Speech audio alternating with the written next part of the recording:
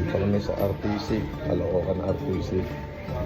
Oh, kukunin ko na yung bail ko, di ba? Kinasuhan mo ako. So, kukunin ko na yung bail ko. Thank you. At nakuha ko na nga po ang cheque ng RTC branch ng Regional Trial Court ng Caloocan. Ayan, makikita nyo po. Ito yung bail ko. Oh, ito na yung bail ko. Nakuha ko na. Oh, ayan oh. Sa Caloocan yan, oh. Ayan, basahin nyo, Caloocan RTC. Oh, di ba? Oh, ito, nakuha ko na yung bail ko. Oh, makakuha na namin yung mga bail sa Pasay.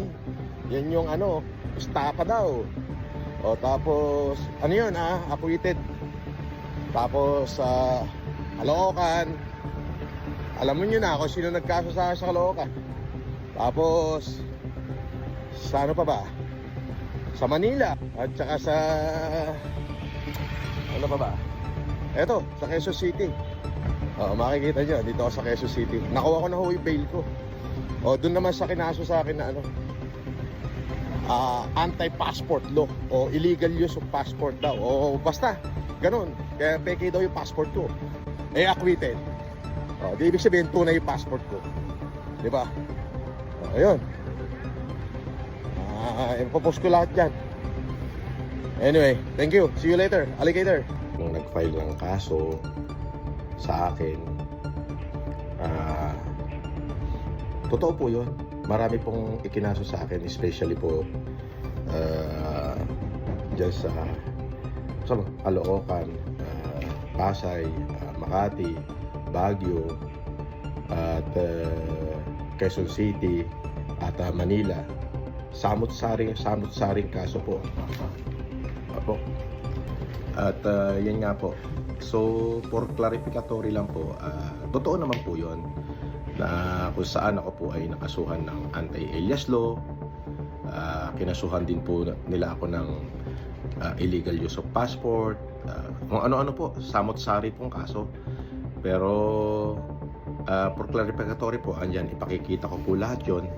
Eventually po ay acquitted naman po ako lahat at permanent dismiss na po yung iba. So lahat po ng mga Baguio, yung anti-optometry law, yung anti-passport law sa Quezon City, yung estapa daw po sa Pasay, yung pong sa Caloocan na Bausi, at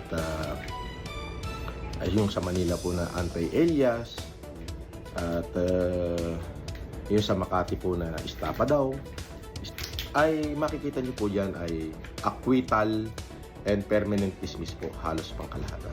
Kayo na ho lang po ang bahalang humusga. At maraming salamat po. Ito pong video na to ay for clarificatory lang po para doon sa mga supporter ko at para na din po doon sa mga hindi supporter na baka nag-iisip sila na ako nga raw po ay maraming kaso po. Salamat po at mabuhay po kayo.